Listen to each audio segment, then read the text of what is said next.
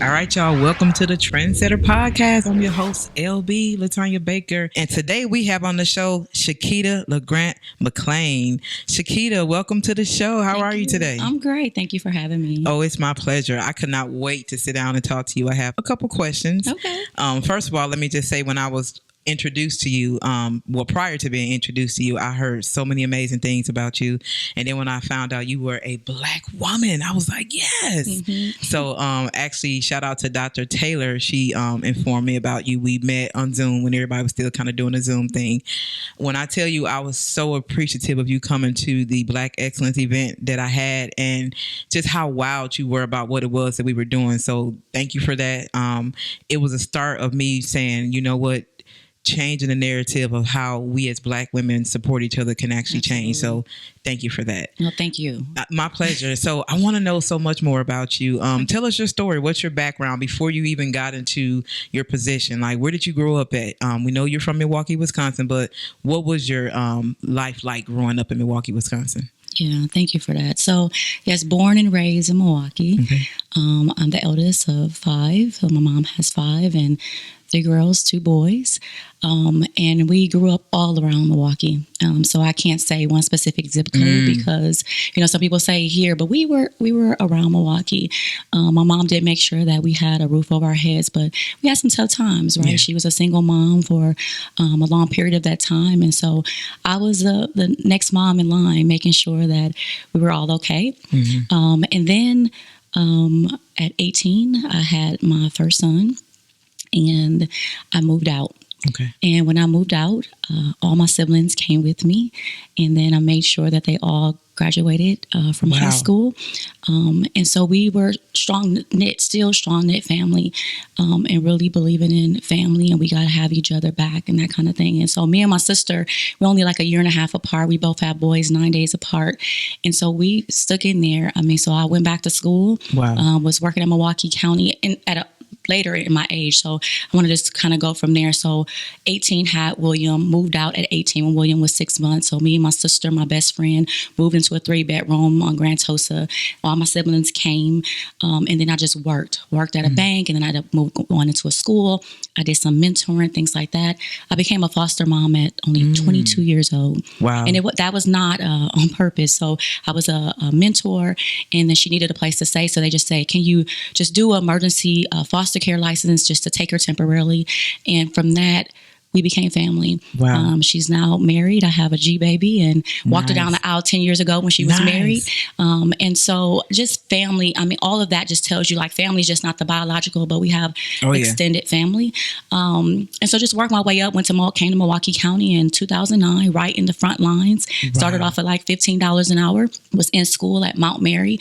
I got my 2-year degree at MATC, went to Mount Mary, got my 4-year degree, and then went right back for my master's degree, but was working full-time mom, full-time college student, just trying to do my best. And so now here I am at Milwaukee County. And like I said, worked my way up from right in the front lines and supervisor and coordinator, administrator, and now director. So, you know, again, if you was to ask me like in the order of what's most important, God first. The center of everything. I think I wouldn't have got through a lot of things that I've been through. There was a lot of trauma that happened as I was growing up. But he has been at the center of everything. My mom raised us in the church. And then it's family, and then it's community. Nice. And so that has been like, you know, I live by that, and that's how I prioritize things, and just making sure that I got to take care of those around me, right? Because they have really lifted me up. Oh, yeah. Yeah. Well, first of all, I commend you. And what's so amazing is that a lot of the women that I sit down and talk to that are in positions similar to yours have a similar story. What was it about your childhood, your trauma that happened that one day you decided, I'm going to do better? Like, what was that moment like? When did that happen? Do you even remember saying to yourself, or did you ever say to yourself, I'm going to do better? Or did you just do it? Because that's a lot to have to deal with at 18, first time mom, and then still having to raise your siblings. Yeah.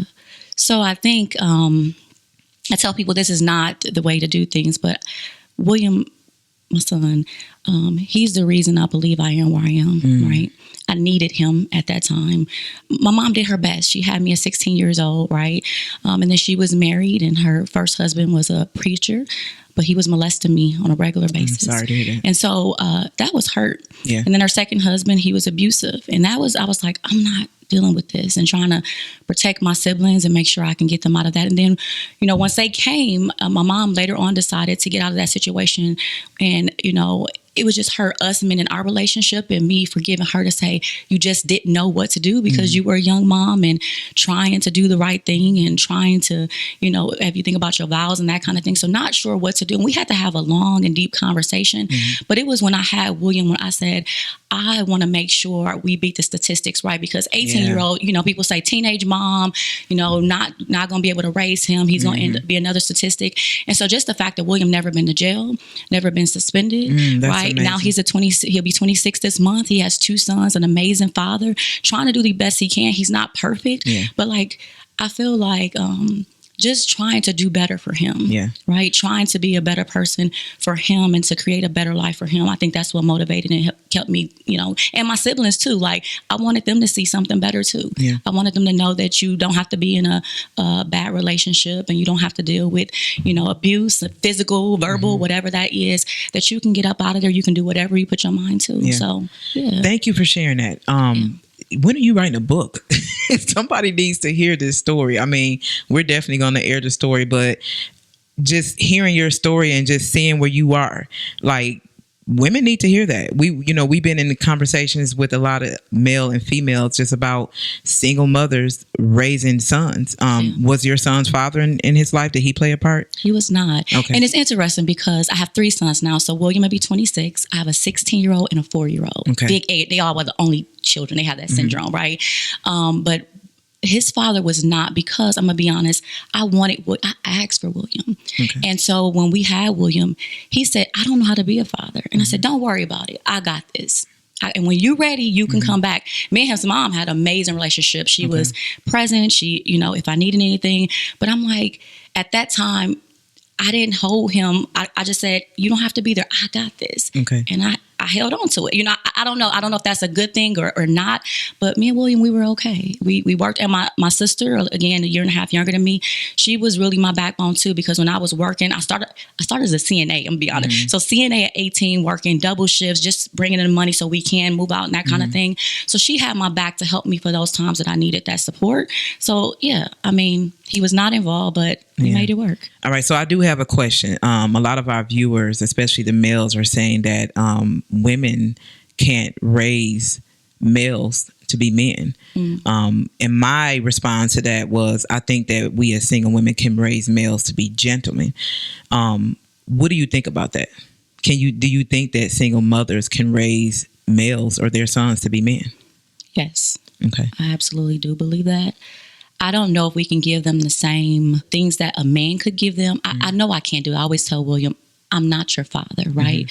But I did instill in him how to treat a woman, right? Because I told him how I wanted to be treated. He opens the door. I will have teachers come like, your son is so polite. He opens the door all the time. He walks me to my car and makes sure I'm there, right? We'll be in the airport and people walk us like, your kids are so well behaved or so polite and that kind of thing. So I believe I instilled in him how to be, like you said, a gentleman. There are things though that I just can't teach William. Yeah. And he's going to be, like I said, 26 this year. And we've been talking about the whole mental health thing, and even trying to get a therapist and talk to someone or going to a man's group. Because there are things that men experience that I have no clue about. That's real talk. Like, I don't know. But what I can tell him is, like, again, as your mom, how would you want someone to treat me, how you should treat a woman, right? And you work hard, right? He's seen me working hard. And he always says that today, like, you worked hard. Like, he didn't know the struggles. I remember one time our lights were out. And so I just lit a candle and we had dinner. And I was like, today is going to be our special night. We celebrating your grades. Like, I made up something. He had no idea until later on when I told him our lights were out, right? I couldn't pay that bill. So, like, little things like that, like I had to learn, like, telling him about the struggles and the things like that, and not trying to sugarcoat it and cover it up. I learned that later on, but I do think, like, I had positive men in his life to try to give him those things that I just didn't know about. So I'm glad you said that, because that was going to be my next question. And sometimes that's not everybody's experience, that they're a single mother, but they have these positive males in their lives.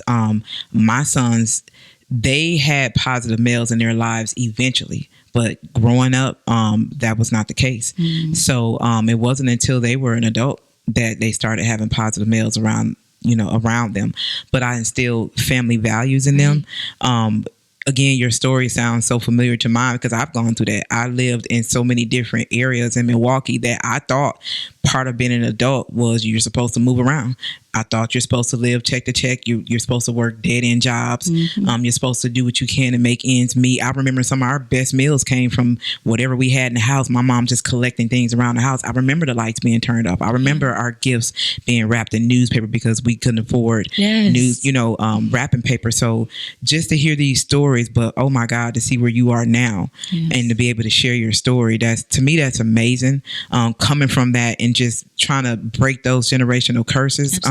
Let's get to where you are in your role. First of all, you are being honored for the most impactful director. And I literally made that name up because I'm like, this fits her. Just meeting you personally, just watching you thrive through adversity, just watching you in your role, it just really inspired me. So let's talk about what is your role at the Department of Human Services? Like, what do you do? How did you get there? Like, what does it feel like? Yeah. So I'm the executive director for Department of Health and Human Services. Our budget is about $430 million. And in 2024, we'll have approximately 900 staff because we're bringing on the child support services. Nice. Area. Congratulations. Yeah. So we have aging and disability services, behavioral health, mental health services for adult and children, children, youth, and family services. We have veteran services, housing services. So a lot of service areas under that umbrella. Yeah. And Trendsetters is a proud partner. Yes. I must add that I love how you all include the partners. I've never partnered with an entity or an agency that I felt like I'm included. I felt like I have a voice. I feel like I have an input. So thank you so much for that. And it's starting to make sense why you are who you are now, just hearing your backstory about your personal journey and where you are now, because sometimes we get in these roles and we become so political and we become so corporate America, and you actually care. Some people lose that caring spirit when they get into those roles. I'll share a little experience of what I had. I worked in call center environments for years. And in call center environments, there's usually a lot of women, a lot of Black women. Call center or customer service jobs were like the easiest jobs to get, just having a little bit of experience. And to me, I just loved helping people. But the way I operate is I always go above the expectations of my employer, of myself. I always exceed that. And that can be intimidating to people. You know, when you're trying to be better than what they expect you to do, people in management, in my experience, it intimidated them. And I'm just like, I'm just trying to be the best in my role. But what I dealt with in my past with some Black women was, you know what, you're a temp. You're always going to be a temp and you're not going to take my position. And I'm like, I'm really not trying to. So have you ever experienced that? Have you ever experienced being in a role where you just want to be the best in your role, but there maybe been, even if it's not a Black woman, a woman or just someone in your job that kind of wanted to stop your growth, maybe being intimidated by your skills or your characteristics? Have you ever experienced that? Oh, yeah. I remember, so like I said, I started with the county in 2009, and then the state took over for a little bit of time, so I kind of been back and forth. But I remember one time in particular, there was an older Black woman that I looked up to, talked about God and church and faith all the time. And like you said, just working hard. I believe when I go to work, that was instilled in me really. I started working when I was 14 years old. So just working hard was that's just something, that, I believe in it, integrity, doing the right thing, putting in the work.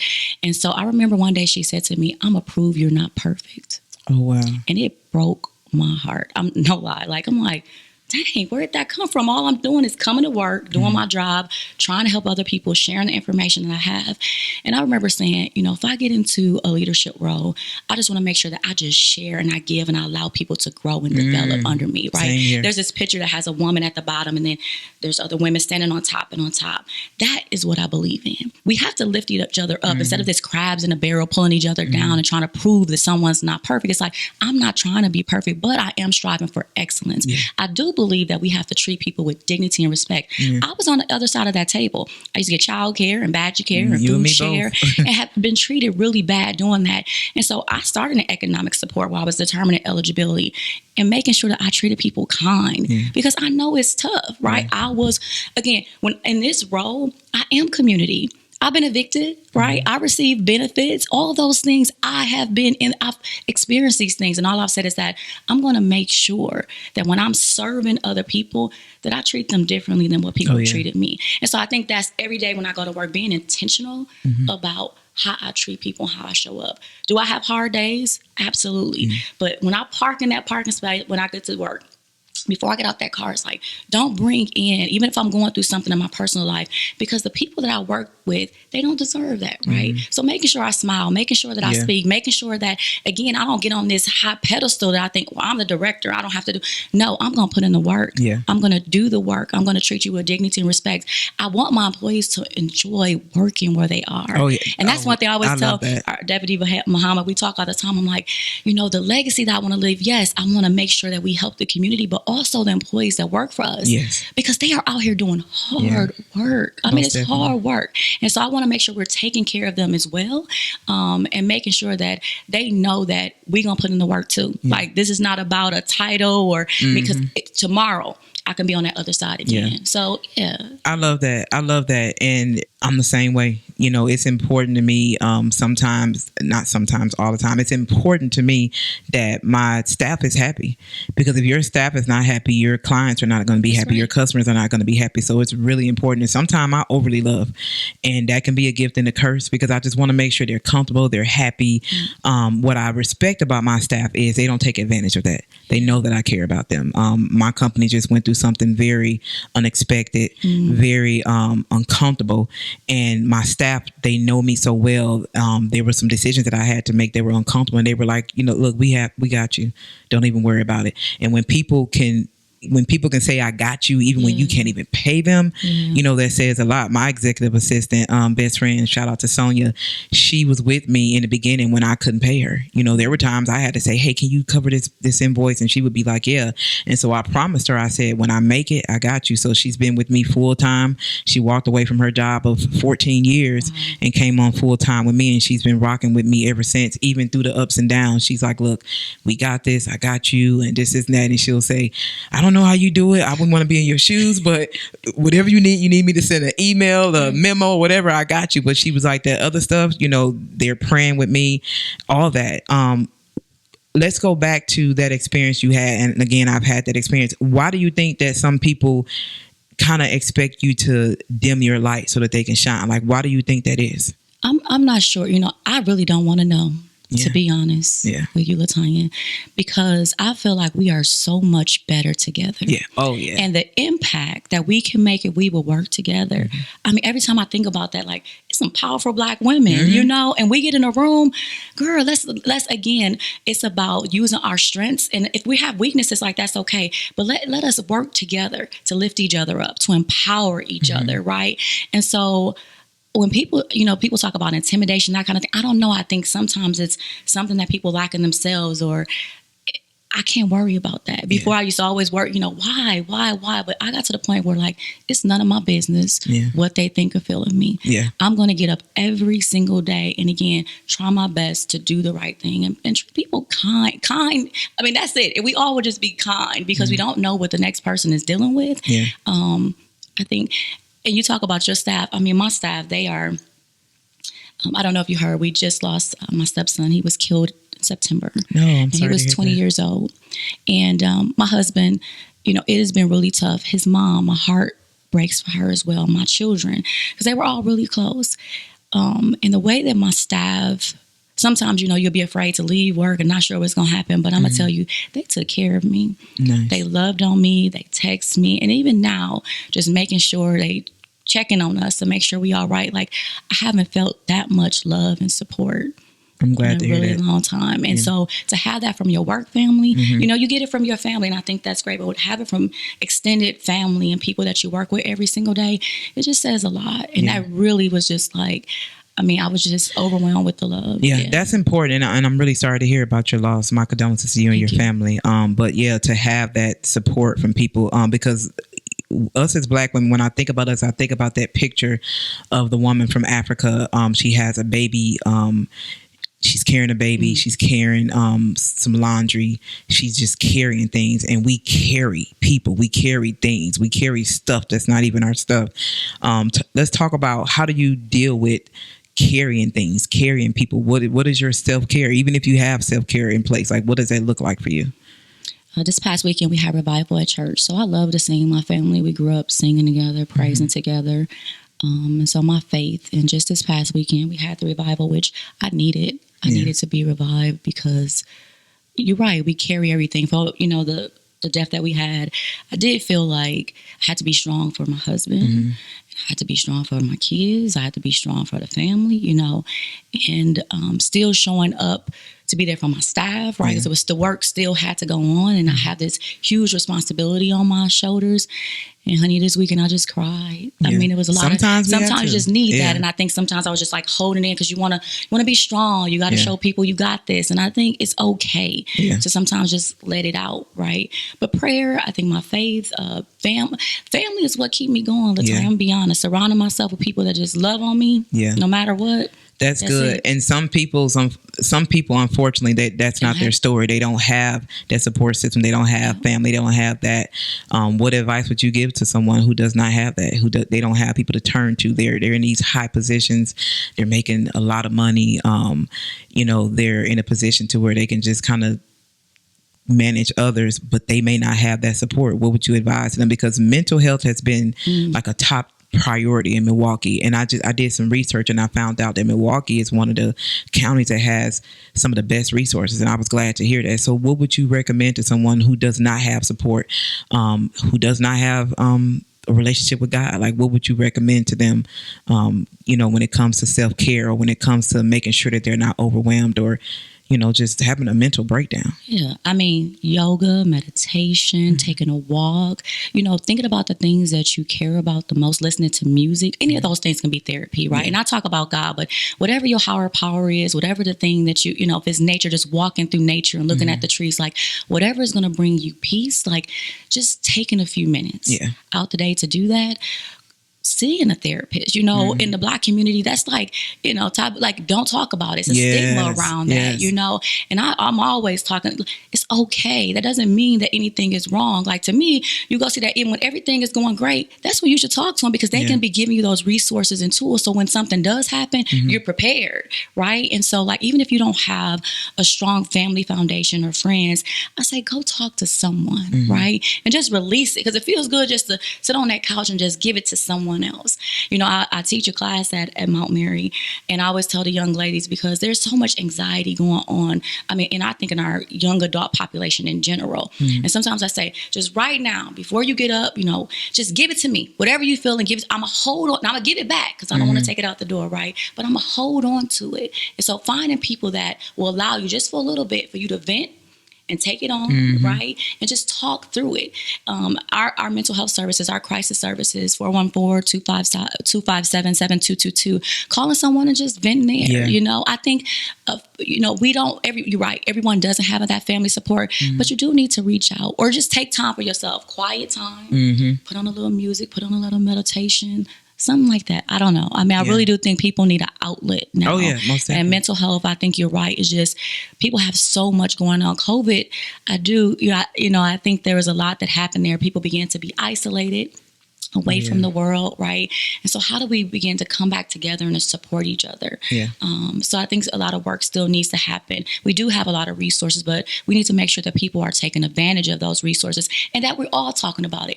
How are you getting help, right? Are you talking to someone? Who is your therapist? And sharing that information. It is okay to talk to people. Like, it is all right. Thank you for saying that. And just to kind of wrap things up, so I will say that, I was a single mother receiving benefits, and I remember at the time, W-2 was new to Milwaukee. By the time I was eligible, I had my child at 17, living with my mother, and I heard my mother's story. She would always say, make sure you graduate and this and that. So when I got pregnant, I felt like I let her down. So I was like, I got to make up for that. And so I moved out when I was 18. My rent was probably $350. I had received my first W-2 check for, I think it was $672. And after I paid my bills, I was like, oh no, I can't do this every month. So I was in school at MATC. I had a job, second shift, and I was attacked one night. A guy tried to rape me. And so I was like 5 blocks from my mother's house, picking my child up because I was going to catch the bus from her house midnight, go home. And I'm just like, now I'm doing all this so that I can make up for what I thought was a failure to my mother. But I didn't really think this through. So to sit down and talk to the executive director of DHHS, and I was one of those women in the system on those benefits, and to thrive through that, and be who I am now, and also be an advocate in the community. You know, my heart goes out to the women who think that they can't, who think that I have all these different attacks against me.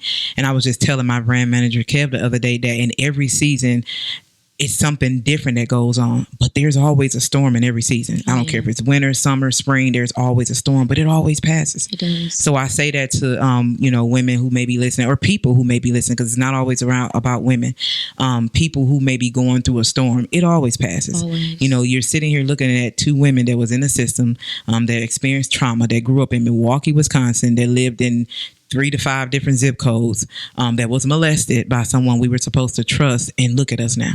To be able to thrive through that and share our stories. There's hope.